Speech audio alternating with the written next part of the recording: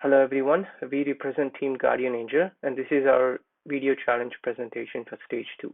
In this presentation, we will be going briefly over our project plan, followed by our mission videos and project schedule and bill of materials. Our team is mainly focusing on the software side of the project and we are using off-the-shelf drone for the hardware. Hardware specifications will be briefly discussed in the next section. Our system consists of a drone, a DJI smart controller, and a laptop. A custom app is uploaded to the smart controller, which has the capability of sending waypoints and ability to pause and stop the mission. Additionally, we developed a bridge to communicate between a laptop and a DJI smart controller using Robotic Operating System or ROS, which opens doors for many other open source integrations that can further aid search and rescue operations. All the image processing and visualization is done in the laptop and is displayed for the further human evaluation. Our system is capable of running at 30 frames per second, which is more than enough for a real-time system. These two programs are in our ground control station laptop. One window is for waypoint and another window is for map visualization. For the map visualization, we have toggle bars where we can click and unselect any of the toggles that we want. And we also provide GPS coordinate markers. We can select what type of markers we want and also the size of the marker and also the color of the marker.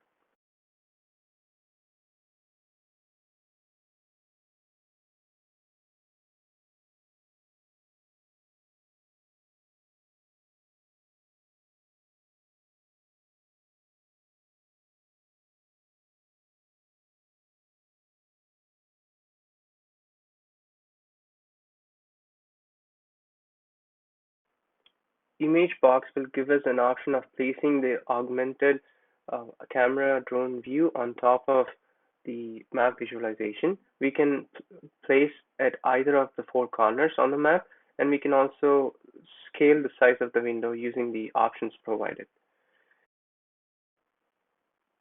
If there is any point of interest on the map, we can click the point, and to your left you can see the GPS coordinate of that particular point clicked. We can copy those points and put it in our waypoint GUI to traverse those points in our next mission. Given the GPS locations of humans in the marker window as a topic, it will display the markers of possible humanly detected labels on the map.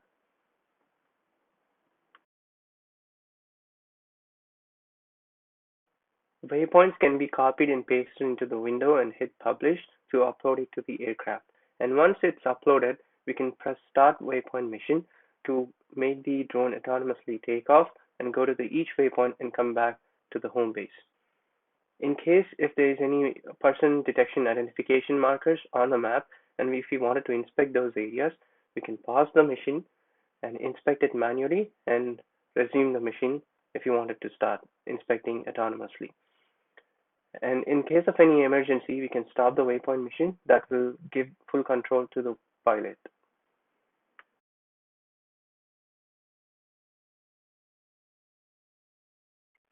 DJI drone has got optical sensors surrounding the drone, 2 in the front, 3 at the back, and few at the bottom, giving the drone more robust 360 degrees obstacle avoidance.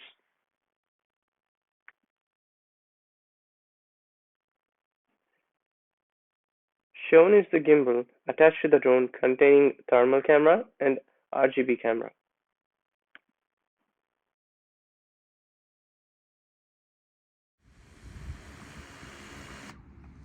The motors will cut off.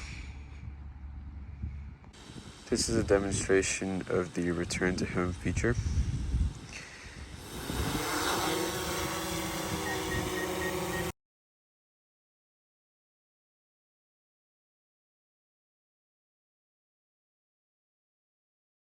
Now I will initiate the return to home by pressing this button. And the drone is in return to home.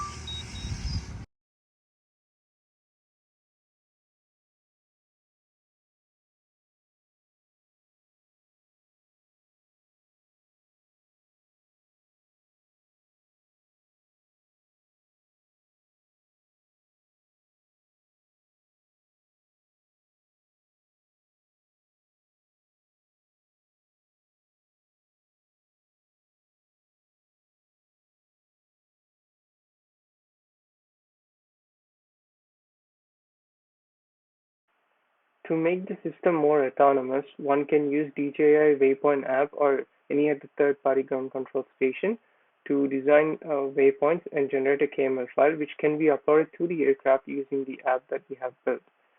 And if there is any human detected by the software, pilot has the ability to pause the mission and explore the targets for further inspection.